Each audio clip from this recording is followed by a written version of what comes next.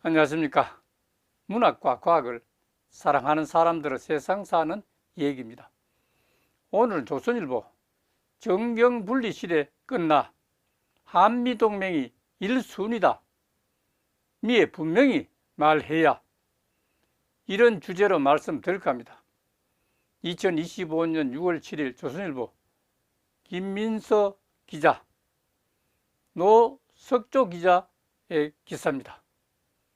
이재명 대통령 취임과 함께 지난 6개월간 사실상 올스톱 상태였던 정상 외교도 재개될 예정입니다. 하지만 대미 상호 관세 협상, 주한미군 역할 조정 등 국가 통상과 안보에 직접적 영향을 줄 과제가 산적해 향후 전망이 밝지만은 않습니다. 이걸 요약해서 정리를 해보겠습니다. 첫째, 백악관 이 대통령 당선 축하 메시지에 중국의 영향력에 대한 우려를 언급했습니다. 트럼프 2기 출범 이후 관세 문제 등이 한국과 같은 동맹국들의 정치적 부담으로 작용하는 상황에서 중국이 미국과 한국을 동맹국 사이에 틈새를 벌릴 시도를 하는 것을 사전에 차단하고자 경고하는 의도로 보입니다. 둘째, 얼마 전 미 국방장관이 우방국의 안미 경중이란 말은 안보는 미국이 하고 경제는 중국이 한다, 이런 접근에 부정적 입장을 피력했습니다. 하지만 중국이 경제력 상승과 함께 도강양회, 이 말은 힘을 숨기고 때를 기다린다는 기조를 버리고, 그러니까 중국이 이 사실을 버리고 미국에 도전하기 시작했다는 사실입니다. 더 이상 경제와 안보가 분리되는 정경분리 시대가 아니라, 셋째, 이 대통령과 트럼프 대통령이 첫 통화를 했습니다. 첫 통화는 대단히 중요합니다.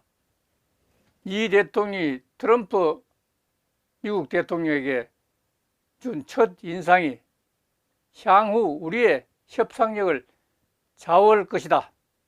트럼프는 다른 나라 지도자와 관계가 좋으면 그 나라 외교 관계가 좋은 걸로 해석하는 인물이고, 개인적 관계를 중요시하는 퍼스널 외교에 강한 스타일이라고 할 수 있습니다. 넷째, 새 정부가 맞닥뜨릴 외교 안보 최대 난제는 트럼프와 관료 집단을 각각 따로 상대하는 이중 외교를 해야 하는 상황이라는 점입니다. 트럼프는 관료들 말을 듣지 않을 수도 있습니다. 그렇기 때문에 외교 국방 관료들만 소통해서는 안 되고, 트럼프 개인을 상대로 한 정상 외교와 관련 집단을 타깃으로 한 외교를 병행해야 할 것입니다. 다음 다섯째, 당장 굵직한 다자 외교 행사가 예정되어 있습니다.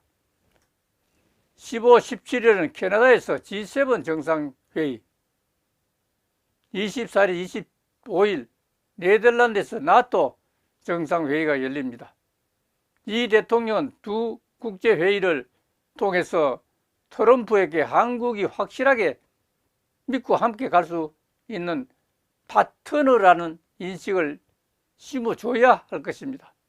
이게 초반부터 틀어지면 우리가 앞둔 주요한 협상이 잘 풀리지 않을 가능성이 매우 높다고 하겠습니다.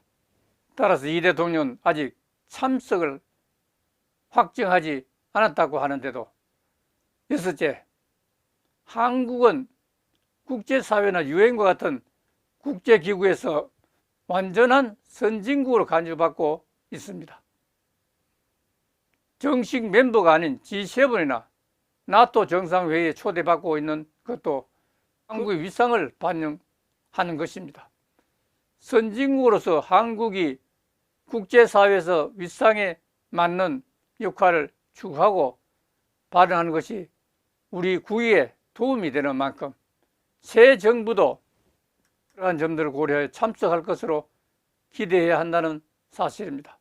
따라서 외교 안보 분야에서 새 정부가 가장 먼저 해야 할 일이라는 사실입니다. 조선일보가 우리의 위치와 역할을 예리하게 잘 분석했다는 점을 말씀드리면서 오늘 마치겠습니다. 감사합니다.